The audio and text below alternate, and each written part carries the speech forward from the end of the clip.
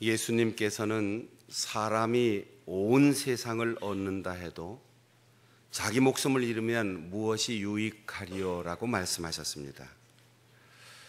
이 구절을 철학자 키엘 케고르가 비슷하게 응용하여 이렇게 말했습니다. 사람이 비록 온 세상을 다 잃어도 자신의 주체성을 잃지 않는다면 무엇을 염려하리요? 인류는 두 번에 걸친 세계대전을 경험하면서 지금까지 철학의 주제로 삼았던 세상은 어떻게 시작되었는가? 창조인과 진화인가? 인간은 우연히 만들어진 존재인가? 무엇인가가 발달했는가? 하나님이 계시는가? 하나님이 계시다면 어떻게 알 수 있는가? 우리의 이성을 통해서 알 수 있는가? 또한 누군가 신적인 존재가 계시해 주어야만 알 수 있는가? 무엇이 옳고 무엇이 그른가? 이런 거대한 주제를 가지고 고민하다가 관념이 아니고 신비주의도 아니고 거창한 이념이 아닌 나는 무엇인가? 그것이 나에게 어떤 의미를 갖는가? 나에게 무슨 쓸모가 있는가? 이것을 질문하기 시작했어요. 그래서 키엘 케고르 이후 철학자들이 가진 주제는 실존주의 철학이라고 해서 거대한 것, 막연한 것, 추상적인 것이 아니고 우리의 삶의 주체성을 이야기하기 시작했습니다. 거대한 담론으로 철학이라는 이름을 붙이지 않아도 한 개인의 인생에 이런 나는 누구인가? 나는 무엇을 하며 살아야 하는가? 나는 어떤 존재인가? 스스로 돌아보는 그런 시기가 옵니다. 중년의 위기, 정체성의 위기, 빈둥지 증후군, 이런 여러 가지 이야기로 각 사회 각 분야에서 다루지만 결국 이 위기는 위험하기도 하지만 자기를 발견하고 새롭게 인생을 발돋움할 수 있는 기회이기도 합니다. 한 여자가 남자를 만나 남편과 함께 평생을 살면서 내조를 잘해서 남편은 출세했습니다. 알뜰하게 살면서 경제적으로 안정도 되었습니다. 속 썩이지 않고 자녀들이 건강하게 잘 자라서 남들이 선망하는 대학을 나오고 남들이 부러워하는 직장을 다니고 손자 손녀도 낳고 정말 모든 사람들이 부러워하는 행복한 가정을 이루었는데 그 순간 여자에게 이런 생각이 듭니다. 난 뭐야? 내 인생은 뭐야? 여자만 그러는 게 아니에요. 남자에게도 아내가 살림을 잘하고 많은 경쟁을 물리치고 정말 마음에 드는 아내를 만나서 행복하게 살고 있는데 남편은 직장에서 성공하여 정착했는데 어느 순간 남자가 나는 이 기업의 부품인가? 난 이 사회에서 정말 내가 살고 싶어 하는 삶을 살고 있는가? 이렇게 질문하기 시작하면서 위기가 옵니다. 어릴 때 연애해서 평생을 아무 생각 없이 살았는데 지금의 아내가 내 신분에 걸맞는가? 이 경제적 능력에 비추어서 우리 아이들이 내가 뒷받침해 주는 것만큼 잘 컸는가? 이렇게 질문을 하기 시작하는 거죠. 다윗에게 그런 때가 왔습니다.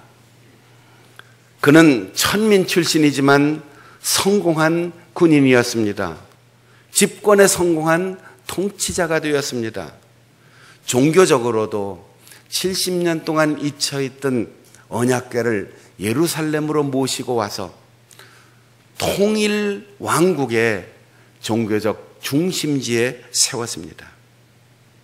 비록 하나님께서 허락지 않으셔서 성전은 짓지 못했지만 다음 세대를 준비하라 하는 하나님의 말씀을 듣고 성전을 지을 수 있는 모든 재료와 재정과 설계도를 완전하게 준비해 놓았습니다.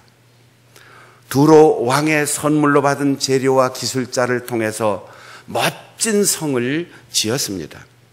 전쟁에 나가면 백전백승, 실패란 그에게 없었습니다. 게다가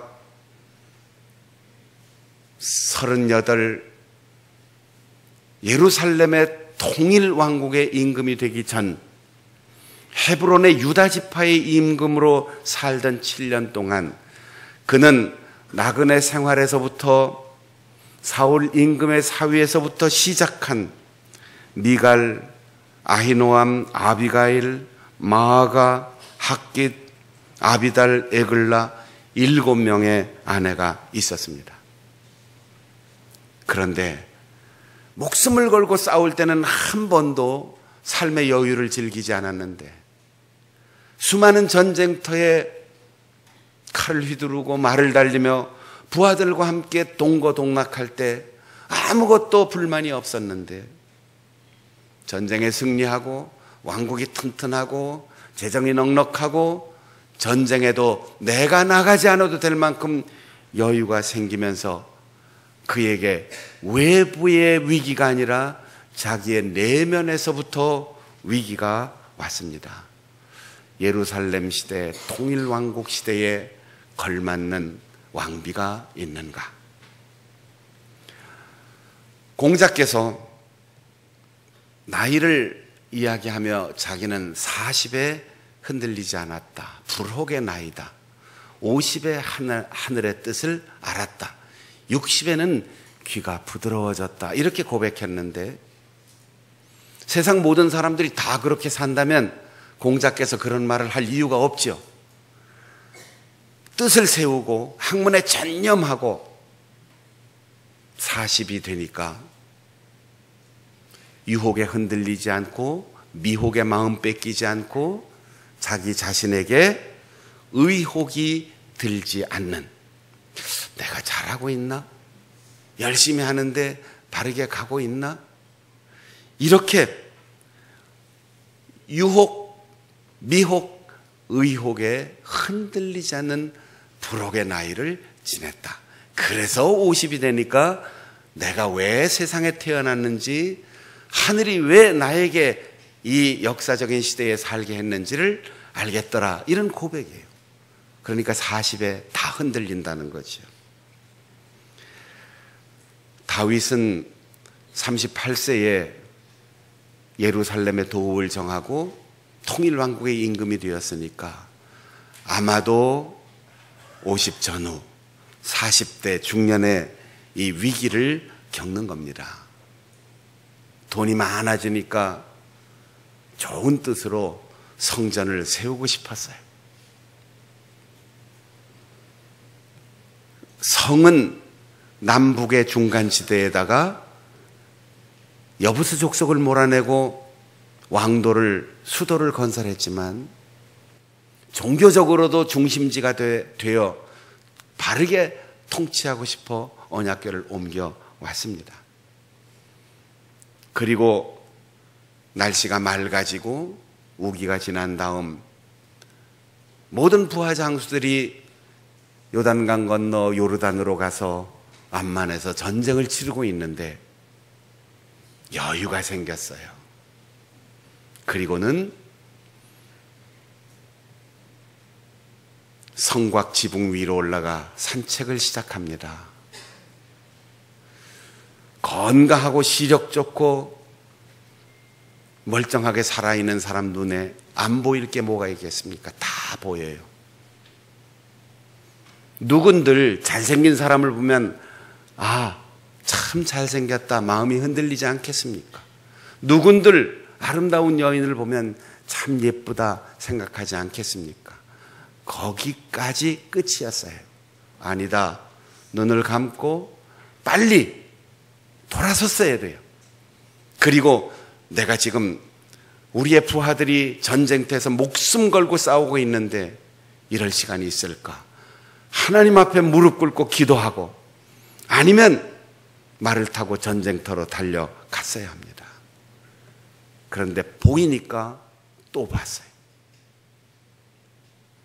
그냥 본 걸로만 만족하지 못해서 보냈습니다. 누군지 알아보게 했습니다. 우리아의 아내입니다 라고 보고를 받았습니다. 임금을 위하여 나라를 위하여 목숨 걸고 나가 싸우는 충직한 부하 장수의 아내였습니다.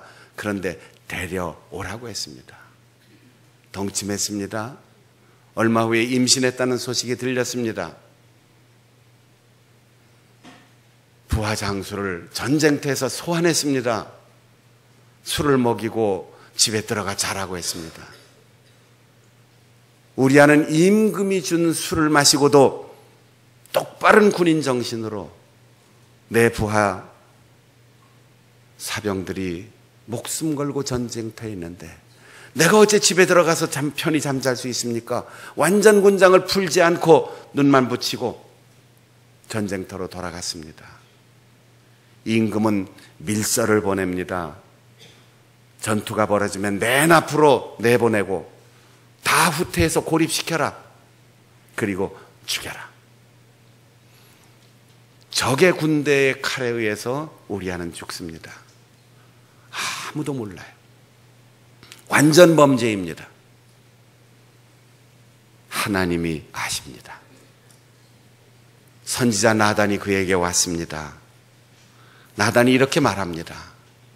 임금님,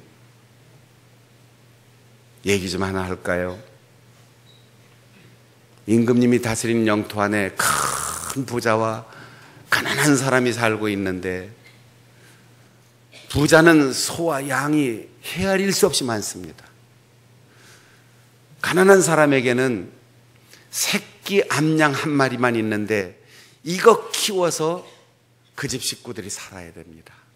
부자가 힘으로 그 암양을 빼앗아갔습니다. 그것도 지나가는 나그네가 밥 좀 달라고 하니까 자기의 양을 잡기가 아까워서 힘없는 자의 양을 빼앗아 손님 대접을 하는 데 썼습니다. 다윗이 분노했습니다. 그놈이 누구냐? 내가 당장 그 목을 칠 거다. 나단은 말합니다. 그놈이 당신입니다. 여러분, 우리가 책을 읽을 때 한 절 딱 나오니까 그렇게 읽지만 나단이 어떻게 임금 앞에 가서 그놈이 당신입니다라고 말할 수 있을까요? 목숨을 거는 거예요. 임금이 여인을 하나쯤 취하기로서니 임금이 법인데 임금이 절대 권력인데 감히 나단의 입을 밀실에 감금해서 막을 수도 있고 경원을 시켜서 목을 칠 수도 있습니다. 그런데 다윗은 그 말 한마디에 그 자리에 들사람 선지자 나단의 앞에 무릎을 팍 꿇고 내가 바로 그 사람, 내가 그 죄인입니다. 하나님 앞에 내가 죄를 지었습니다. 여러분, 다윗이 위대한 임금인 것은 전쟁에 백전백승했기 때문이 아닙니다. 영토가 넓어졌기 때문이 아닙니다. 부강한 나라를 만들었기 때문이 아닙니다. 성을 지었기 때문이 아닙니다. 이 세상 모든 것에 다 승리해도 자기에게 지면 그는 비참한 인생을 마치게 되는 겁니다. 자기를 솔직하게 열어놓고 내가 그 사람입니다라고 고백할 수 있는 이 용기, 성을 빼앗는 것보다 낫고 전쟁에 승리하는 것보다 더 위대한 고백이었습니다. 다윗의 고백이 내가 하나님께 죄를 지었습니다, 이렇게 고백해요. 여러분 같으면, 우리 같으면 어떻게 말할까요? 유혹이 너무 강렬해서 견딜 수가 없었습니다. 그래도 감추려고 하는 기회를 여러 번 얻었는데 그 우리아가 꽉 막혀갖고 말을 안 들어요. 임금이 돼서 이 정도 가지고 책망을 받아야 됩니까? 그 어떤 말도 하지 않았어요. 어떤 이유도 어떤 핑계도 이야기하지 않았습니다. 제가 잘못했습니다. 내가 죄인입니다. 우리는 흔히 죄를 지었기 때문에 죄인이라고 생각해요. 아니에요. 죄인이기 때문에 죄를 짓는 겁니다. 우리가 실행할 기회를 얻지 못했고 주변에 눈이 있고 여건이 그렇게 형성되지 않았고 너무 배가 고프지 않고 안정된 사회 질서 속에 사니까 그냥 아주 의로운 체하고 사는 거지 3일만 굶으면 도덕질 안 할 양반이 없다, 이런 옛 속담도 있어요. 우리는 다 죄인입니다. 아담과 하와 이후로 모든 인간은 이 속에 틈만 나면 죄를 지으려고 하는 성향을 가지고 있어요. 혼자 가만히 두고 여건이 좋아지면 선한 것을 생각하지 않고 악한 것을 생각합니다. 제가 아주 오래전에 전에 있던 교회에서 네팔에 선교사를 파송하고 거기에 예배당을 짓고 준공식을 하러 우리 장로님, 권사님, 선교팀을 데리고 네팔을 갔다 왔어요. 지독하게 고생들 했습니다. 미용사 권사님은 손이 다 부르트고 또 청년들은 온몸과 마음이 다 아주 피로에 지쳐서 거기를 떠날 땐 배탈 나고 몸살 나고 말도 못하게 힘들었어요. 그렇게 힘드는데도 감사하고 그렇게 고생하는데도 즐거워요. 오는 길에 태국을 들렸습니다. 그리고 태국에 당시 방센에 있던 오피란 선교사를 만나기 위해서 갔는데 한 일주일 고생했으니까 보상해 드려야지. 그리고 파타야 해변에 좋은 호텔을 정해서 거기서 한 이틀 쉬게 하고 왔어요.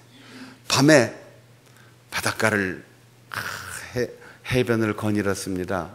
그리고 과일의 황제라는 두리안도 사드렸어요. 어떤 현상이 일어난지 아세요? 호텔의 밥이 시원찮다, 호텔 시설이 좋지 않다, 두리안이 맛있대더니 먹어보니까 희한한 냄새만 나는데 먹을 수가 없어. 그리고 바닷가 모래를 파고 거기다 묻어버렸어요. 쉬고 편하고 잘 되니까 불평이 나오기 시작하는 거예요. 우리 인간의 본성입니다. 그래서 죄를 지었기 때문에 죄인이 아니고 우리는 죄인이기 때문에 말씀을 붙들고 성령의 감화를 받고 하나님이 도와주지 않으면 우리는 죄를 짓게 되어 있어요. 성품이 죄라는 결과를 가져온다는 거예요. 다윗은 이걸 알았습니다. 그래서 시편 51편이 이 다윗의 밧세바와의 음행 이후에 나온 고백의 노래인데, 여호와여 내가 죄악 중에서 출생하였습니다. 어머니가 죄악 중에서 나를 잉태하였습니다. 누가복음 15장의 예수님의 비유를 기억해 보세요. 탕자가 아버지의 집에서 안정되게 사는데 뭐가 부족한 게 있습니까?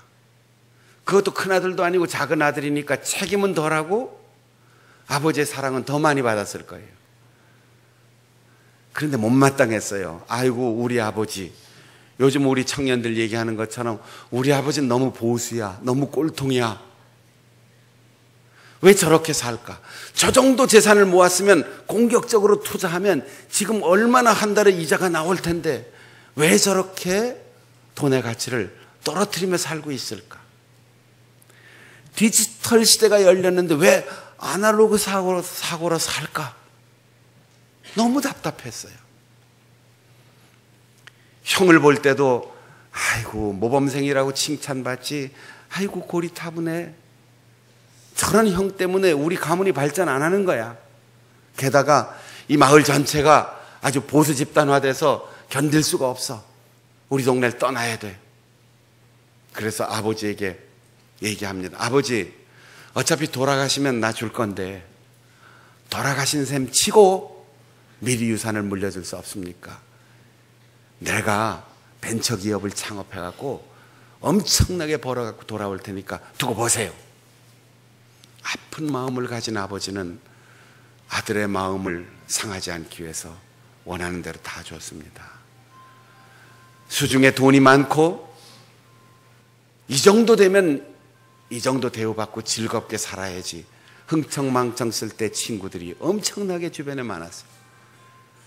그러나 다 실패하고 먹을 것 없어 남의 집에 가서 일하면서 돼지 우리에 가서 돼지가 먹는 쥐엄나무 열매를 먹으려고 하는데 돼지한테 밀려서 그것도 못 먹어요.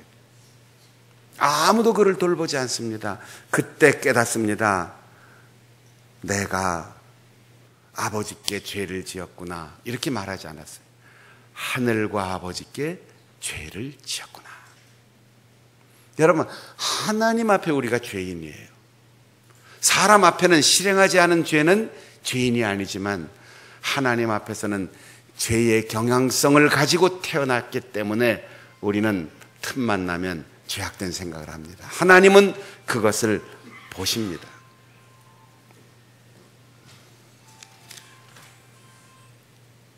나는 죄인입니다 라는 고백이 얼마나 어려운 겁니까? 우리가 자기 감정 못 이겨서 아이들 야단 쳐놓고도 미안하다 이 소리 못해서 다 너를 위해서 그런 거지 뭐 변명하잖아요.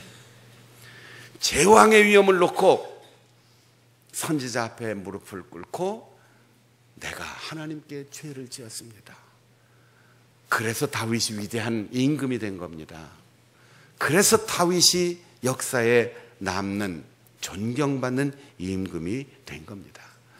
땅이 넓어졌다, 전쟁에 승리했다, 국방이 튼튼해졌다, 경제가 부흥했다, 이게 평가의 기준이 아니고 하나님 앞에서 다윗이 죄인임을 인정하고 회개하는 용기를 가졌다는 거죠.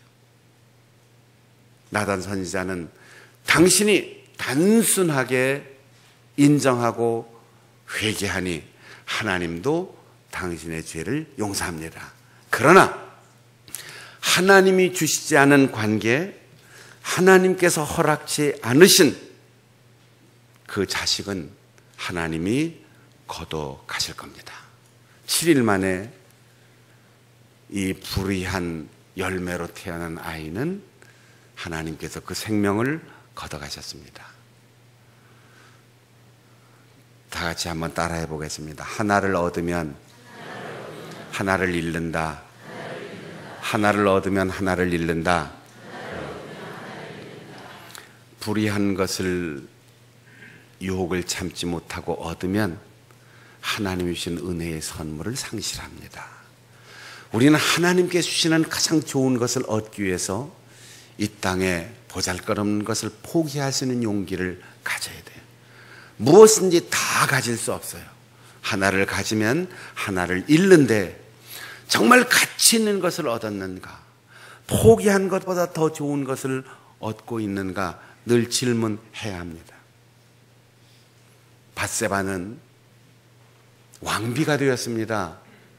그런데 마태복음 1장에 예수님의 족보를 쭉 읽어보면 남자들의 이름만 쭉 나오다가 이방 여인들의 이름이 나와요.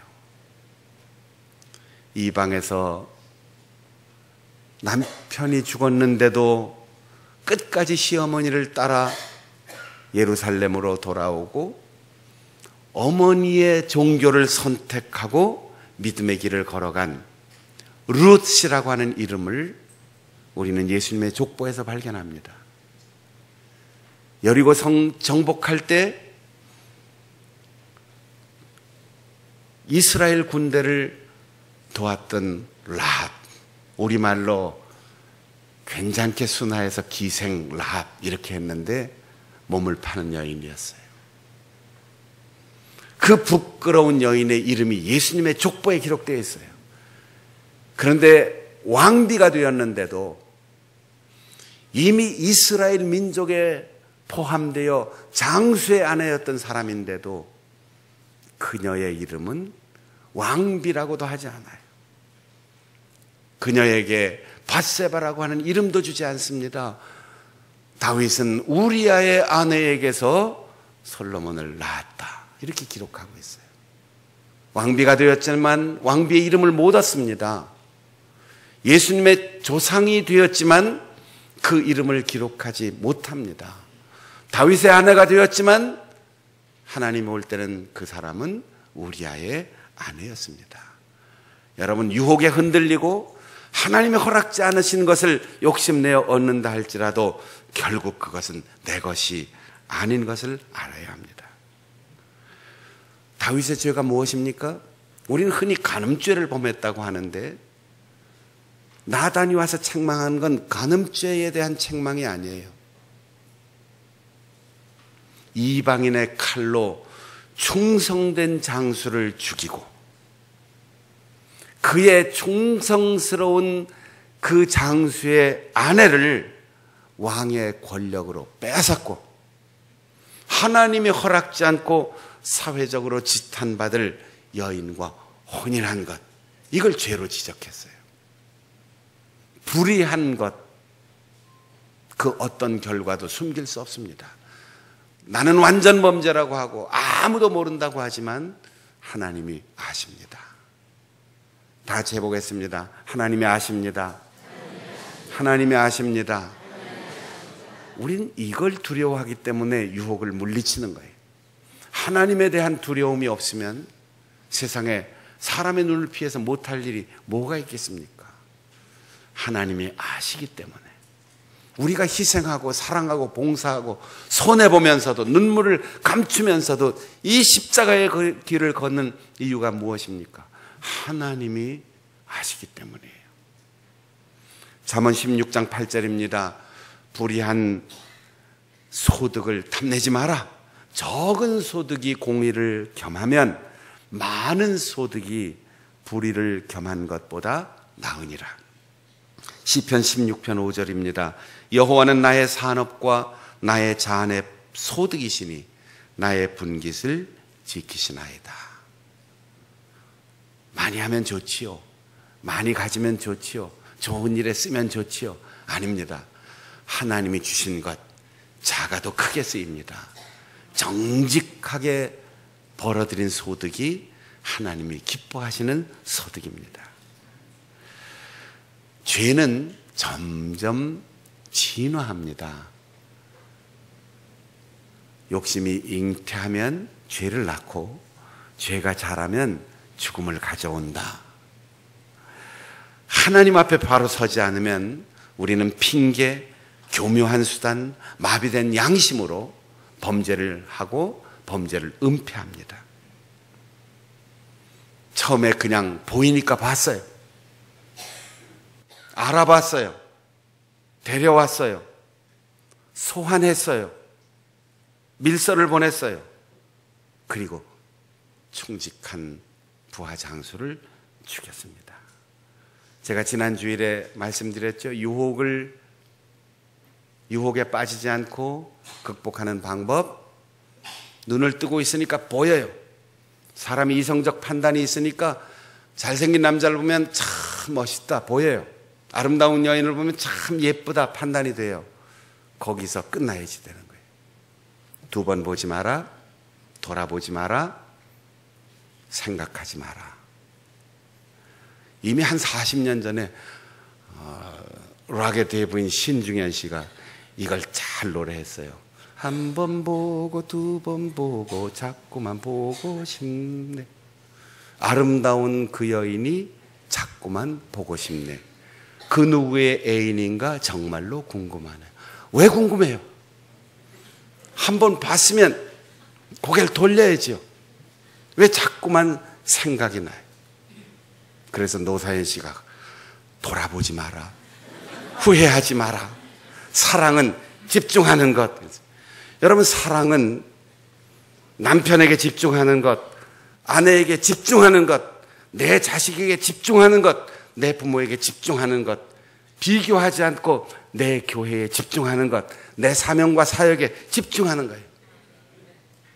자꾸 돌아보면 유혹에 빠지게 되는 거죠.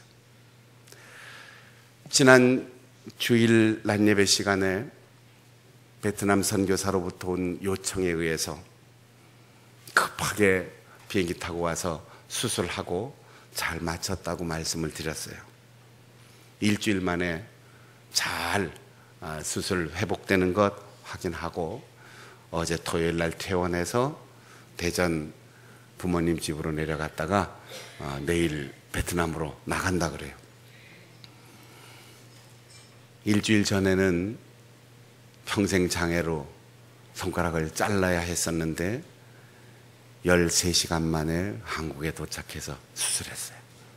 수술 잘 돼서 정말 좋은 일이 일어났는데 왜 호치민 대학병원에서 잘라야 됩니다 그럴 때 박순영 목사가 생각이 났을까요?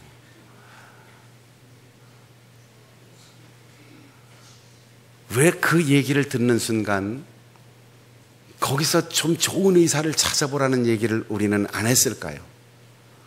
저와 제 아내가 무조건 비행기를 타라, 무조건 공항으로 나가라 그랬어요. 비행기 표는 선교사가 더 잘 알죠. 호치민 공항 사정 선교사가 더 잘 알죠.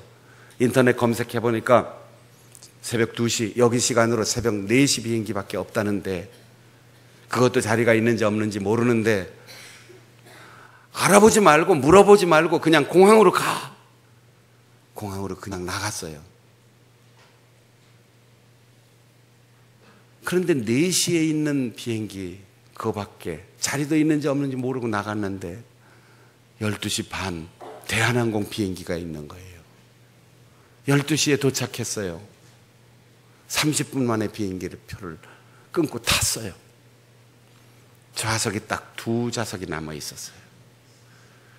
티켓팅 하는데 표를 내주면서 이게 따로 떨어져 있으니까 사모님이 지금 중환자를 태워서 가는데 옆에서 이거 붙들어줘야 되고 옆에서 간호해줘야 되는데 자리를 붙여주세요. 둘밖에 없으니까 올라가서 승무원에게 부탁해서 자리 조정하세요. 갔어요. 비행기 타면서 스튜어디스에게 이런 사정 때문에 2자리밖에 없다고 했는데 조정해서 같이 좀 앉게 해주세요. 승무원이 이렇게 표를 보더니 원래 붙어 있는 건데요. 여러분, 전문가도 틀릴 수 있어요. 하나님께서 하시는 일에 쓰임 받는 사람은 하나님께서 책임져 주십니다. 급한 연락을 받고 그 사모님 친구 후원하는 교회의 여자 집사님이 거기 왔어요. 문병하러 왔어요. 그리고 제 아내에게 이렇게 묻습니다.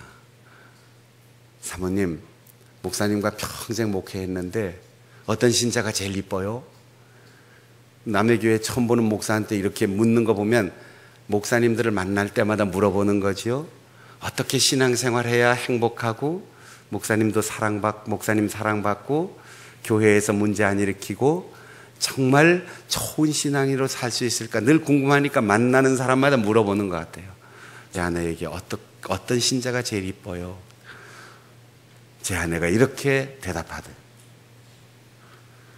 말하면 말하는 대로 잘 듣는 사람이 제일 이뻐. 제가 정답이다.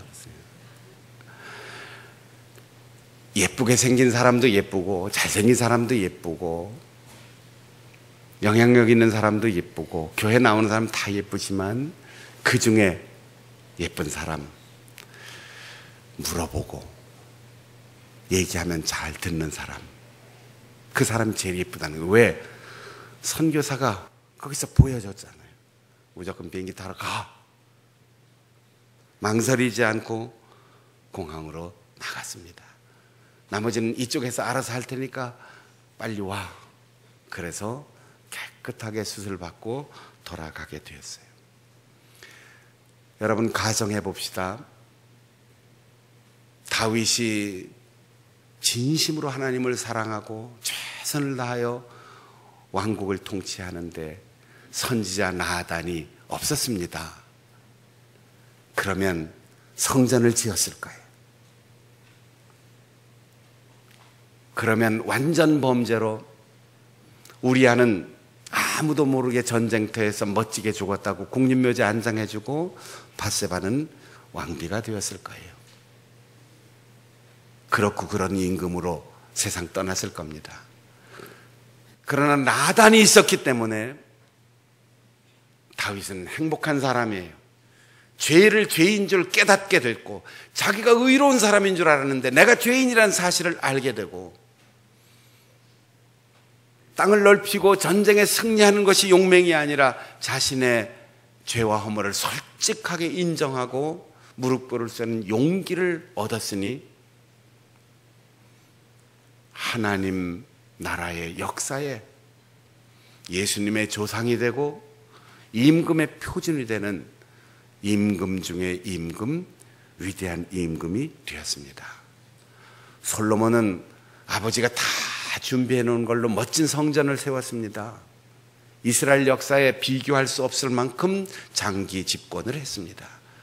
그러나 솔로몬에게는 나단이 없었습니다. 예언자가 없었고 선지자의 충고가 없었습니다.